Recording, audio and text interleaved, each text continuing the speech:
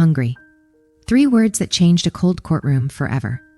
Inside a chilly Detroit courtroom, filled with rigid formality and tension, a child's voice rang out like unexpected thunder. "I'm hungry," said 6-year-old Emily, tugging softly at her mother's worn skirt. Every head turned, even stern Judge Emerson, notorious for his harsh no-nonsense rulings, paused mid-sentence. The silence broke into low murmurs as everyone stared at the small black girl standing beside her mother, Joanna. Just moments earlier, Joanna, a single mother struggling with 2 low-paying jobs, had tried to explain to the court why she parked in a disabled spot weeks earlier. Her voice quivered as she told the judge she had been rushing to buy medicine for Emily, who had a high fever. Before she could finish, Emily blurted out her now famous words, "I'm hungry." Gasps and nervous chuckles rippled through the courtroom. Joanna bent down, trying to silence her daughter, shame welling up in her cheeks. Judge Emerson, known for cold detachment, leaned forward.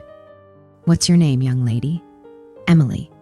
"And I like pancakes," she replied cheerfully. Laughter grew, not mocking but warm. The courtroom had shifted from severe to strangely human. Judge Emerson surprised everyone. He tapped his gavel. "Court is in recess for 10 minutes. That alone was shocking. Judge Emerson never deviated from his schedule. Moments later, he returned, carrying a tray with 2 plates of warm pancakes dripping in syrup. He placed them carefully in front of Emily. "For you," he said softly. Emily smiled. "Yes, sir." Joanna, stunned, tried to apologize, but the judge stopped her. "Sometimes it takes a child to remind us what really matters," he said quietly.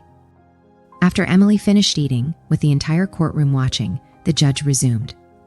"I've reviewed your case, Miss Davis," he said. "Yes, parking in a disabled spot is an offense. But I also see a mother doing her best, in a moment of desperation, for her sick child." Joanna held her breath. "I'm waiving the $250 fine," the judge continued, "but more importantly," he took out a paper and wrote down information for nearby food assistance, single mother support programs, and job training opportunities. Handing the list to Joanna through the bailiff, he added, "Use these. For your daughter and for yourself." Tears welled in Joanna's eyes. She could barely speak. The courtroom, once so cold, now felt changed. Just as they prepared to leave, the bailiff returned with an envelope. Inside was a generous meal voucher and a handwritten note. "Sometimes a small gesture can change a life. Emerson." Joanna wept openly. Emily, holding the paper tightly, exclaimed, "Mom, now we can eat real pancakes." Outside the courtroom, a local reporter interviewed Joanna. Her answer touched people deeply. "Today was the first time in a long time I felt truly seen, not just as a case number, but as a human being." The story quickly went viral. Judge Emerson, often criticized for being heartless, was suddenly hailed as an example of the change compassion can bring. A few days later, Joanna received a call. "The judge would like to know how you're doing," said his assistant. She also mentioned a new support fund that could help with housing. That simple gesture, truly caring, shifted everything. Joanna enrolled in a career program, found childcare support, and eventually landed a better job. She and Emily moved into a safer apartment closer to Emily's school. Emily, now somewhat of a local celebrity at school, proudly told anyone who would listen that she made a judge smile and that she loves pancakes. Months later, on Emily's birthday, there was a knock on the door.